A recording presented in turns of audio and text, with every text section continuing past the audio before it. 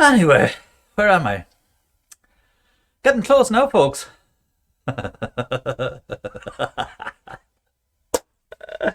Oh, I'm a sadist. Let me see, where are we? Right, let's get the show on the road and we get down to some stuff.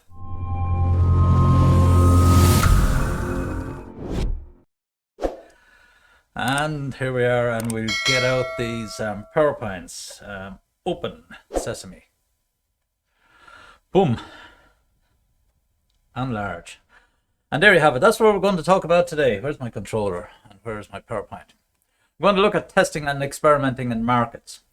The upside of it is I've already uploaded a video for you. And I'm glad I pre-recorded it today. It's on learning from failures. Let's put it this way. I hope I won't be talking to you in the third week of June or whatever. That there are no failures. In other words, I have every faith in you. Anyway, let's get the show on the road. I want to talk about testing markets. Pretty straightforward. We'll get in and out as quickly as possible in this one. So, what are the objectives? We'll look at the kinds of experiments that we take on, and describe the steps in experimentation. So obviously there is a process that you must follow. Is there any chance some more people would turn on your cameras as well, please? And then identify and describe the 6 steps in a scientific experiment. So yes, there is a science behind these experiments. It isn't a case of how many customers do we have? Or stick the head out the bus and say, is there anyone who wants to buy our stuff? You have to be somewhat methodical about it. And then we'll demonstrate how to test hypotheses and identify customers. So how to test our what ifs, what do we think, and so on. And then of course we'll explore the different ways of generating data and describe the rules of experimentation. So again, you have heard me before, you can't just ask, how much will you pay me for this product or service? As little as possible, if I can help it, will be the response from the customer. So you have to be a little bit more discreet about how you gather data, and not to show your hand. So identify 3 types of experiments most commonly used, and then illustrate the power of storyboarding as a form of prototyping and a basis for experiments. So kind of walking people through what you think the idea is, or what they think the service might be. That's fundamentally what storyboarding is. Exactly what to do in films. Put out a storyboard, step by step, cartoonists and all that sort of stuff. So, as I say, here's Jeff Bezos. He's got a few bob. He can talk. Experiments are the key to innovation because they rarely turn out as you expect, and you learn so much. Pretty profound statement, but absolutely spot on. As we say, we plan the work and we work the plan. But unfortunately, the plan doesn't always work out. It'll be a close approximation, or it might be totally different by the time you've finished. Once time has elapsed, things will have been done differently. You'll be changing literally on the fly, and you have to be able to respond. And that's the kind of thinking companies want. Your ability to be able to change direction in real time, responsiveness, critical thinking, all that sort of stuff. So we look at these, and as I say, innovation are the key to innovation experiments. So we test things out and we find better ways of doing things. That's why you're doing these professional developments, for instance. Find out what way you did things before, and hopefully don't repeat them. If you find out, yeah, I've done this exceptionally well before, try and repeat it, but improve upon it. So you don't do the same thing over and over and expect a different result. You'll always modify it, however minor the tweak might be. So experimentation, simply, it's a method used to prove or disprove the validity of an idea or a hypothesis. And that's what your whole business model canvas is built on, hypotheses. What if this? What if that? Let's find out. Let's test it. Are we taking the right decision or the wrong decision? What's the feedback? That's what you need to be gathering all of the time, all of the data, to give you some insights as to what's happening. So again, the hypothesis is basically assumption that's tested through study and experimentation. So you have this, I think this might work. That's a scenario. Or if I do this, this might happen. That's a scenario. But how do you know? It's only when you carry it out, do it, and you get the feedback. So you plan, do, check, act. That's fundamentally what experimentation is. So as we say, we take action, we try something new, we collecting real world information, and then we test new concepts. So based on the previous three, do something, collect the data, and then we'll try it slightly differently, or we'll totally scrap it and do something totally new. It depends. It depends on what you get feedback. The whole point to all of this is that you are actually learning all the time. You're learning what works and what doesn't work. What's the best way to do something and what's the most inefficient way to do something, or not the best way to do something. And so we ask questions. And I say, the most important question is why? Not how, not what, why? Because when you ask that question, why, it actually causes the respondent to give you a story, a reasoning, the process as to why. So not only do why is the price 50 euros? Well, because of this, and this. If you say, what is the price? It's 50 euros. That tells you something. But if you say, well, why is the price 50 euros? They say, well, we've had these costs, we have that overhead, we have these suppliers, we have this. You can extract a lot more information. That's why I like the word why. So if we ask the questions, we validate or not our assumptions, and we take nothing for granted. Whatever people say to you, always dig deeper. Again, as I said, the biggest curse that you have to face is social media. And if you take stuff on social media at face value, your head will be melted.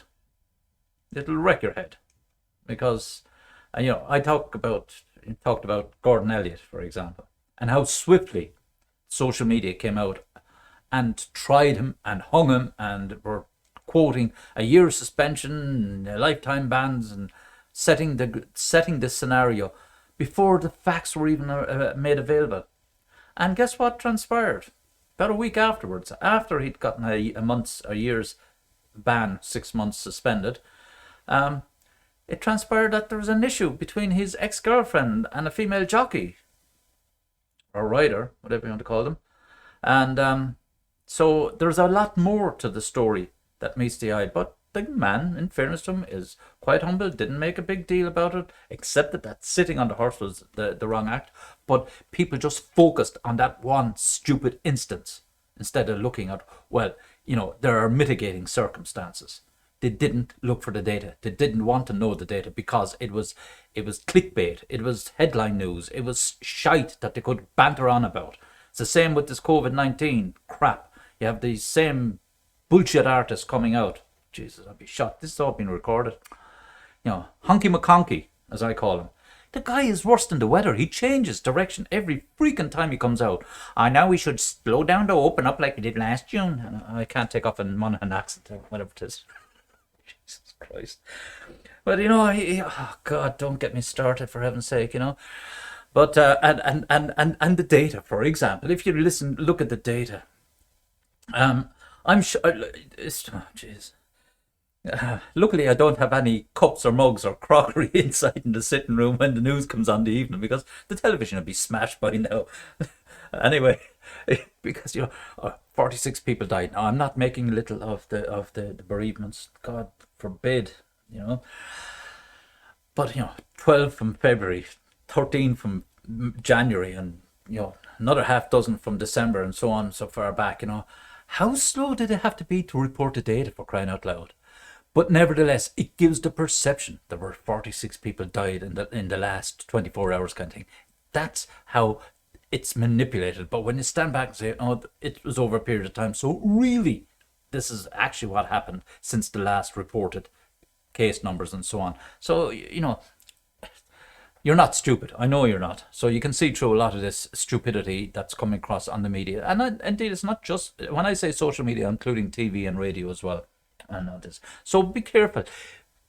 For your own benefits, turn into a grumpy old fart like me and just dig deeper. Look for more. Show me the numbers. And I've become so obsessed with data and data and data. We always have been anyway. That's the truth be told.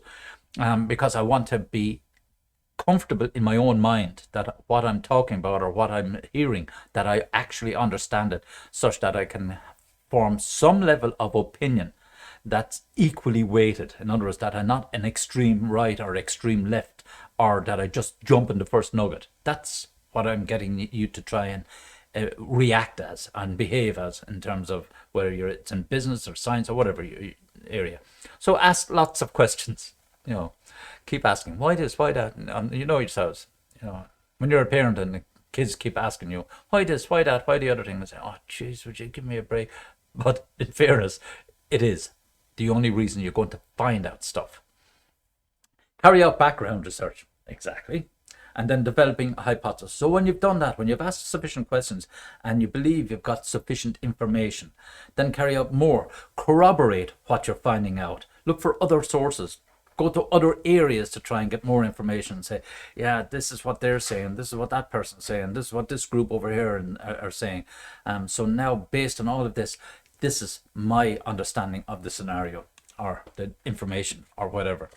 So testing the hypothesis, as I said, these are the 6 steps by running experiments. So you go out. So now you go out knowing what you already know and say, well, I'll test it even further. So this is getting primary data. So those of you who will be going on to do masters and you start to carry out your thesis research, you'll have primary and secondary data. Your secondary data will be all of that stuff you read in journals, other papers, books, more importantly in books, other source of information. That's secondary data, secondhand. The primary data is what you go out and ask yourselves. Now, sometimes the primary data will corroborate what you've read in the books. Sometimes it'll be new. Something remarkable could have happened, and say, well, all of the secondary data is out of date. It's wrong. It's not relevant in this situation. My primary data is proving this, and that's your hypothesis. A thesis is an hypothesis, essentially. So you want to prove something or not. And a lot of people find that if they have let's just say that let me give you an example of one. The effectiveness of social media on marketing. And you might find that the secondary data and all the published papers, and particularly if you start looking in marketing areas, they'll say, yes, it's powerful and you must be doing this, this, this, and this. And then you go out and you carry out your primary data and you ask people and say, oh, no, I don't use social media. And most of us use word of mouth, or we've tried it ourselves. So you find that what the secondary data originally told you is at odds with this, and people begin to think, oh Jesus, social media isn't such a big impact in marketing as we were led to believe, and oh God, what am I going to do now? That information is as equally as valid as if everyone said, yeah, social media is great, it worked, everything for marketing, yeah, everything corroborates, primary data matches exactly the secondary data, and you found more and so on, and this is great, it's I'm on the right tracks. Just because they don't agree, it's what's known as a null hypothesis. In other words, what you thought might be happening isn't happening. And just because it isn't happening, remember, it's the process of writing the thesis is what you're being evaluated on. And it's the same here. The process is important, the questions you're asking and what you're finding out. Just because the data, the final results, as we say, when you assess the results, are different to what you had expected them to be, doesn't mean it's all wrong and negative and you go off and do it all over again. Absolutely not. As I said, hypothesis can be positive or negative. Doesn't matter. It's the process of getting there is what's important. That's why we use the likes of these business model canvases. How did you get there? Show with the steps. What was the result? So again, critical thinking question. Oh my God, I hate these. Suppose you started a business and your original assumption about your target customer base turned out to be incorrect. How would you deal with this setback? Jump off the bridge in the Shannon? Of course not. You found that you'll find out from the customers the feedback that what you thought was valuable to them, is not valid. Okay, so therefore you change your tune. You say, well, this is damn valuable information. Otherwise, I could have gone off down the road and made a 3-wheel bike when people only wanted a 2-wheel bike, for example. So again, here's just a simple schematic of the scientific method. Put it into a flowchart. And I say, this is why I like diagrams. Puts it all into one page. So ask the questions, form a hypothesis, test your hypothesis. And if you want to test your hypothesis, analyze the results, and then go back up, conduct more research, and then ask more questions. You can go around in these loops as such. Now, there's a couple of flaws in this thing here. Well, if I just point it out, I need to be able to make sure I'm talking about. So assess the results. Do they support a hypothesis? No. So go back and ask other questions. Technically, these boxes are incorrect. They should be diamond shapes, which are known as decision boxes and all that sort of stuff. But look, we won't split hairs. I won't force absolutes onto you at this stage. But when you do find that the information is correct, and when you're happy that you've gathered all the information, then you go ahead and you communicate it to the results to the team and to the people inside in the business. In marketing, you communicate it back to the rest of the organization. This is what we found. A particular group of customers want these features. Now that's what we found out. Now is it worth doing it? Let's investigate and so on and take it to the next step. Put a business case together. Yes, we can do this feature. It won't cost us that much money, and it'll take us 6 weeks, 5 months, whatever the case may be, and off you go. So you carry out all of this research in your organizations.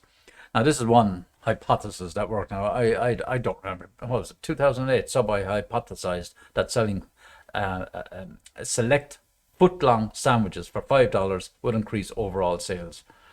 I can't remember what the outcome. I vaguely think it was positive, because when you think about it, a foot long isn't really that long. And a lot of them, yeah. Anyway, your breads, whatever it is, for $5. But more interestingly, it was able to tell them the types of customers that were buying this, and the popularity of that over ordinary sandwiches, whether they go for a roll and all this sort of stuff. So they were getting more insight. What do people want? Did they want to have something that was easy to eat on the trot? And of course, when you do it that way, and of course when you don't cut the bread fully in half, you only leave it half open, then you have less spillage and so on. These are the kind of things we're finding out. So just cut the bread in half so as it folds open. Then that way, when you're eating, and you ever notice people eating sandwiches, they're always biting down this way. They're biting down on the open side of the bread roll as opposed to the closed side. Unless there's something wacky wrong with you and something like that you like making a mess and you wear a bib all the time. But generally speaking, you will eat on the open side. These were things that they were finding out. Geez, that's an interesting insight. So let's do it that way. And now, how do we pack the sandwich? Blah, blah, blah. It goes on and on. So they got a lot of valuable information. Just 1 second, I need to keep a track on these chats just to see in case somebody's oh yeah, Piers Morgan. Yeah, what a twat. Honest to God. Gobshite. No, freedom of speech, I'm telling you. God. To be honest, I'm not sorry to see the back of me as a tool of the highest order, Anyway, moving on. So the 6 types of customers. You have end users, obviously. Customers who actually buy and use the products themselves. Then the influencers. Oh, Jesus Christ. Your celebrities. The Kardashians. Or other trend setters. And then the recommenders. Industry experts. Bloggers. And those. Now, the influencers. I have shag-all time for those dickwads. The influencers. What do you do for a living? I'm a social influencer. Crying out loud. Now the recommenders, on the other hand, I do have time for those, because generally speaking, they do know what they're talking about, and most of the time, if they're not being sponsored by companies to promote their products, they're giving a very independent view. But if they are being sponsored, a lot of them are really good at saying, I am being sponsored, so before I carry on, or before you want to watch the rest of this video, I am being sponsored. However, my opinions are mine and mine only. I'm under no contract and so on and so forth. So they have to declare it. Otherwise, if people find out afterwards, oh, sure, Jesus, you got that stuff free from the company. No wonder you're promoting it and all that sort of stuff. So it can kick back in terms of their impact and their numbers and their followers and so on. So recommenders are I do have a respect for those simply because they are industry experts and they offer opinions to the public as such.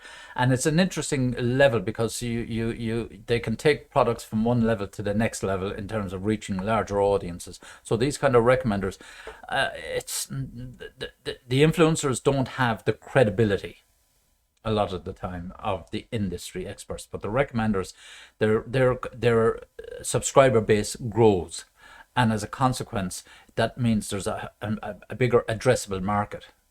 And again, because it's global, if you subscribe to various people on YouTube, not mine, because everything is unlisted, nothing is public, so it doesn't.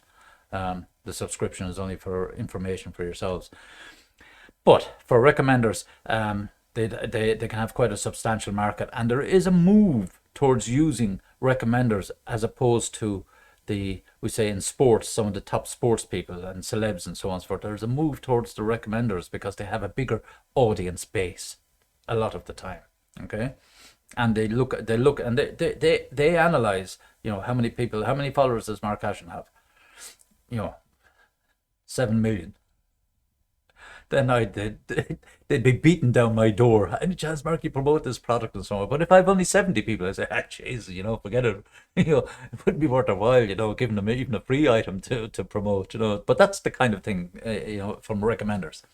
So then you have economic buyers, customers who approve large purchases, such as retail store buyers, office managers, etc., and so on. So they're the wholesalers as such, buying large quantities because they get reduced prices and so on. Bulk buying, in other words. And then decision makers, who actually makes the decision. So you could be talking to somebody and you see mum and dad, who holds the purse strings and can make the decision. And you see the CEO or the CFO in this case. But and that's a trick in itself, particularly when you're in these business development roles in organizations. You're trying to contact people and sell your product and so on, and trying to find the actual person that can actually say yes or no. And oftentimes they have different levels of spend limits. So if it was a small enough item, it could be a team leader or it could be a department manager. But if it was multiples of millions, it'll probably have to go to the board or something like that. So, but finding out, so you don't be wasting your time going through all the echelons of responsibility to get to the final person who actually can make the decision. So that can be interesting. And then you have the saboteurs, those who can veto purchases or slow down the purchasing process. Why would they do that? Sometimes it could be legitimate. They might be slowing down the person. Have we actually investigated the product or the service? Are there alternatives there? Go back and check the quotations. Have we made sure we've gotten everything? So there can be a positive attribute as well as the perception would be a negative attribute, that they're trying to thwart it. Maybe they're being bribed by somebody else. Maybe they're on a backhander as such. Don't go and purchase that. Our product is coming out. It'll be out in another 6 weeks' time. Slow down the purchasing from our competitors, and we'll give it to you at the right price, kind of thing. So you will have all that sort of stuff happening in companies. Oh Jesus! Just bear with me. Just can I put you on pause for 1 second? Bit of an urgency here. I think I'm gonna have to make a bit of a mistake here. Not with you outside. Hang on a second. Be with you shortly. Recording stopped. Pause there, and I pause it here. Just give me here. Yeah, we are recording. That's good. Sorry about that. Oh, jeez. Where else? Oh yeah, the saboteur. So you do get these kind of things going on. People that can how to say, slow down the process and make a for any sort of reason. As I said, the backhanders and the brown envelopes. So choose a particular kind of business that you imagine you're starting. How would you use social media to test a reaction of your target audience?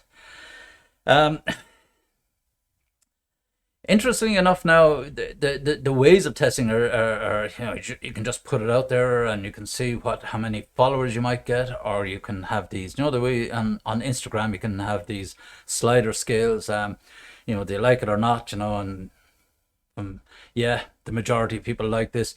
Even that's a bit of an influencer in insofar as that just because you slide it up and say, yeah, you like it a lot, and then they come back and give you a message, that's the most popular answer kind of thing.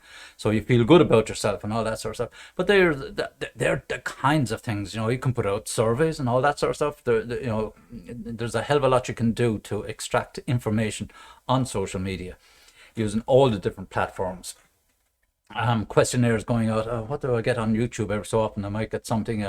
Which of the following cyclists you think are going to win the stage, and blah blah blah, and you get a choice, and then you get percentages of these, and download the apps and all this sort of stuff. So you have all these possibilities. I was at a presentation at lunchtime today called on Qualmetrics, and they show you how you can develop surveys that can be pushed out onto your mobile phone and onto your net to gather data for generally speaking for research purposes. But I'm already seeing possibilities that this could be used for my lecturing, for example, just to make it a little bit more interactive. But I'll have a look at that. That'll be next semester by the time I get time to look at it.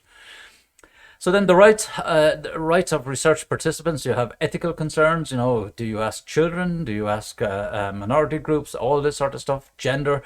The types of questions you ask, you have to be very, very careful about. And legal requirements, age, and so on, for what you can and can't ask. With all this GDPR stuff that's going on, the protection of data, that you're not getting sensitive data from people, and then regulations on use of animals in testing. Yeah, excuse me. Yeah, that you don't try and test how strong your dog's arse is by kicking them every so often. I don't do that. I'm only joking, but anyway, the usual thing, testing mice and rats and all that sort of stuff, and rabbits. Used to be wholesale inside in pharmaceuticals, for cosmetics and that, and testing it on animals and so on. Doesn't happen now. They'll use cell cultures, if anything.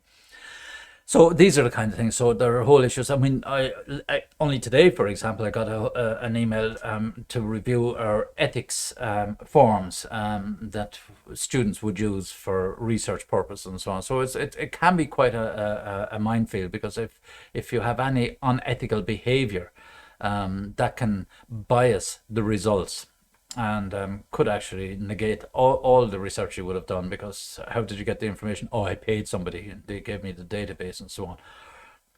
That's tantamount to theft for all intents and purposes. Therefore you can't use it. Just by way, and as I said, legal requirements, fundamentally GDPR and data protection. So the rights of the research participants themselves, they have to be informed, the right to informed consent. In other words, that you have to get their agreement to participate and agreement to use their data, or parts of it, or all of it, whatever the case may be. You do need to have consent. Plus, you do need to have to be able to store the data safely. You might only use elements of the data, and other stuff might be sensitive, but you do need to have a track record. You need to have proof of it. So oftentimes we're talking about having this stuff stored very deeply in a safe, even on a backup of a system, not on a network and so on, so as you keep the data isolated so as no one can get at it and find stuff. Of course, that's a whole bloody quagmire right now because of social media and platforms and access, and every which way you would turn, having Alexa or Google Dot and all these things listening in on your conversations and so on. And of course, me recording the that's the interesting thing. All I can see a couple of faces here and all the names and so on and so forth, but I don't use those in the recordings. For those of you who've had the courtesy to go up and look at the YouTube recordings, you will only see it's me and the slides and the other bits and pieces. You don't see any of ye or your comments or any identification. That's why I do it this way. I don't use the Zoom recordings for sensitive reasons, obviously. So the right to be treated with dignity, regardless of ethnic background, sexual preference, or socio-economic status. Equality, diversity, and inclusion. Not going to say much more about that, but in any case, yeah, as I said, when we were filling out the survey a few weeks back, or a couple of months ago now at this stage, what's your gender, male, female, or binary? I said hexadecimal. Oh, jeez. Anyway, the rights of privacy, so the rights to privacy and confidentiality, they have to be guaranteed, and you have to sign off on those. Sometimes you'll have to write a letter, or you might have to make a clear statement that the information gathered is strictly confidential and will not be used without further agreement or consent of the provider of the information. So the right to be deceived or harmed as a consequence of research participation. Okay, so be careful that someone gives you information and you use it differently. They can come back at you and say, you told me you were using it to evaluate this product, but now you're using it as a marketing campaign to find out people's emails address and so on. You deceived me. So watch these things. Ethical issues are a big no-no, as they say. So rules of experiment: focus on all the stakeholders. Ask lots of questions. Think like a scientist, but do not act like a scientist. Okay, so you have to, scientists are very black and white. Unfortunately, in research, particularly in business, there's a lot of gray area. So everything isn't as cut and dry as you might like it to be. And build your learning into the next iteration. So what did you learn? What did you find out? Now take it to the next level. That's why we talk about hypothesis, feedback, understanding and assessing the results, and moving on to the next iteration of your scenario or hypothesis. And then the rules again: keep track of your data, which I've already mentioned. Keep experiments quick and low cost. So if you have a 50-page survey going out to people, there is no hope in the world they're going to answer it. So you need to plan out, and that's why we see later, storyboarding. What are you trying to find out?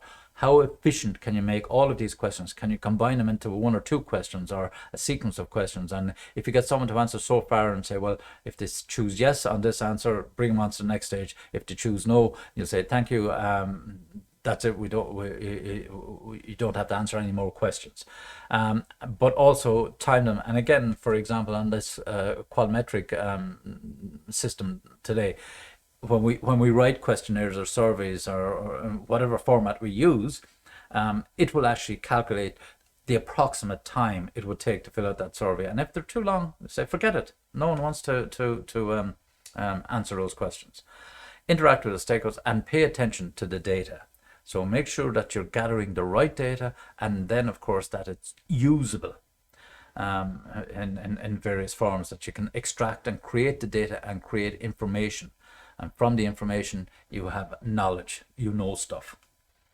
So quick thinking question, couldn't be bothered. So 3 types of experiments: try out new experiences, test things differently, taking apart products, processes and ideas. So it's kind of like reverse engineering. Find out, how was this made? What way did we do it? Why was it done this way? Why couldn't we have done it that way? And picking at things, to see, can they be done better? Testing ideas through pilots and prototypes. So again, coming up with some kind of an inexpensive solution. That's a pilot or a prototype, to test it out in a small, confined, or what's the word I'm looking for? Not confined, control group, for example. Oftentimes, for example, control groups might be the Aran Islands. I mean, they did that with electric cars there a couple of years ago. Many years ago, I went to Tullamore Bridge House and was invited to a kind of a small enough gig. And who was it? It was Paul Young.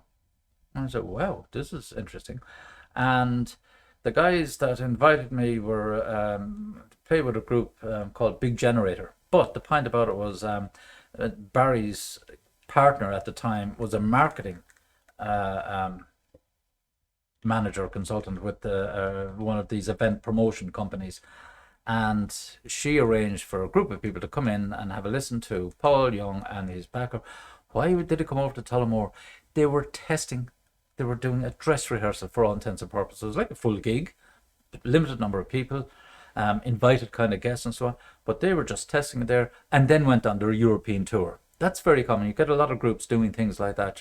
Why did they do that? Why would they come to Ireland to do that? We could debate this, but to cut straight to the chase was because they can do all the little tweaking and so on for small market, isolated island on the arse end of Europe. Therefore, if it was happening in Germany, it'd be out like wildfire. But here in Ireland, it doesn't get out as quickly as such, so it can be contained. And that's why Ireland can be quite popular for testing out products and services before they're launched into the bigger markets. When I was working in Meteor, we used to test new services up around Tala, in around that area. Why? Because we had a particular part of the network that we could partially close off, the mobile phone network. We could partially close it off, put on these new services and let people test them out, see how they worked, and then close it down again and open up the network to its normal functions as such. But people that weren't taking part in the experiments or the tests, they wouldn't have known the difference. They just could still make calls. But it was just 2 or 3 base stations that we were able to triangulate and keep control. So it was like an invisible shield up in around the Tala region as such, which was close to City West, all that kind of triangle. So testing ideas through pilots and prototypes. And here's just another types of tests. Again, it's just another diagram. So if you look at the examples here, live in a different country. I'd be shot for saying things like this, but I always say to students, get a chance to work abroad, freaking go. Off you go. There is nothing like it. I know the mothers and fathers say, oh, you're sending all our students away. You want them to go and work abroad. I mean, we want them to stay at home. No. Take some time abroad. It's fascinating to see how, as I say, the other half lives. And it's a valuable, I mean, there's nothing, travel is a great education, but to understand different cultures, attitudes, approaches to work and products and services, it's just fascinating. So you get a chance, take a spell abroad, do some work abroad and so on. Work in multiple industries. Could I say I've worked in multiple industries? Technically, no. I've been, generally speaking, in IT and telecoms, computing. Did work in the food processing industry in my early days, straight out of college, and then into kind of products, then eventually into telecoms and IT. This is, if I want to look at higher education, this would be my 3rd or 4th industry overall. But all the other experiences have benefited me. So I started in accountancy and so on. When I was working on project management, developing business cases, all my previous knowledge and learnings and so were extremely beneficial. So, and develop a new skill. Oh yeah, always try to take up something new, even if it's only a language. Keep the mind flowing. Keep that muscle working in your head all the time. And I hear if you look at and try take apart some products or process and ideas. So examples, disassemble some kind of a product. Now fellas would have been, well, I know. When we were young, we used to take apart radios or things like that, just to see how they work and put them back together again. Hopefully they still worked and so on. I don't think we'd be much into that. There's far too much electronics in them now. We built radio stations when we were teenagers. I mean, seriously, broadcasting local pirate radio stations. But anyway, that was good fun those days. Deconstruct an idea. Try to take things so as you get an deeper understanding how things work. That's all they're trying to get you to do. Don't just take it for face value. One of the advantages, for example, you're using laptops and phones and so on. You just have an app and you just press and so on and so forth. For me, it's different. I look at, that's how this app is being developed. This is why that's worked that way and so on, because we worked in operating systems. That's how systems were on computers. You had to put in commands to get things to work. Now you just click on an icon and bang, here they are. Now, is there anything wrong with that? No. I mean, do you need to know all the programming behind it and so on? Not necessarily, but it's good. For example, if you're working on SAP, why does it work that way? It's a very complex system, but to understand the architecture of it makes you a much better user of the essentially what is just a massive database and query languages and all that sort of stuff. So you understand what's going on, how these reports are generated, and don't just take things at face value, because sometimes stuff is miscoded. How do you know? Because you might spot that this is out of kilter, these finances are wrong here, these costs are wrong here. Why is that? Because there's been a miscoding. And how did that happen? Someone in a different module, so on and so forth, put in the data incorrectly. So because you understand the architecture, or at least at some high level, you understand how things could go wrong from human intervention as such. Then test ideas through pilots and prototypes, and I say useful for generating and testing new business ideas to see what works. Okay. Excuse me. So examples. So try out new experiences, live in a different country, work in multiple industry, develop skills. Steve Jobs, Apple, spent several months in India. That's true, all right. He did a lot of that at home. Should have come to Ireland. Spend a few weeks on the piss. I'll get the anyway, shouldn't be saying things like that. Lord to mercy on him. Anyway, taking things apart, visually map out processes, and they for example, how things are done. The business model canvas is a perfect example of visually mapping out process. So there, Michael Dell took apart a computer to see how it worked. Yeah, happy days, Michael. But when visual maps, I might read chunks of text, for example, or read chapters in a book. And what I do is then I say, right, can I put this down in one picture? Chunks of text, blah, blah, and try and make mind maps of it. Look, it's the way it works for me, might work for you. I'll say it's extremely efficient, but by trying to convert it into a one-page mind map forces you to get a deeper understanding such that you can do it.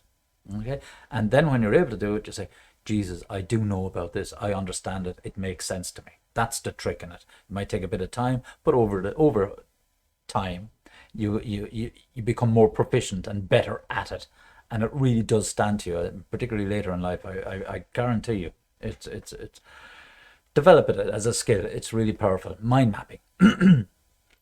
So examples, build a prototype, I think that's a repeat. So storyboarding, as we mentioned earlier, a form of prototyping that provides a high-level view of thoughts and ideas arranged in a sequence and the form of drawings, sketches, and so on and so forth. So here's a figure of a storyboard.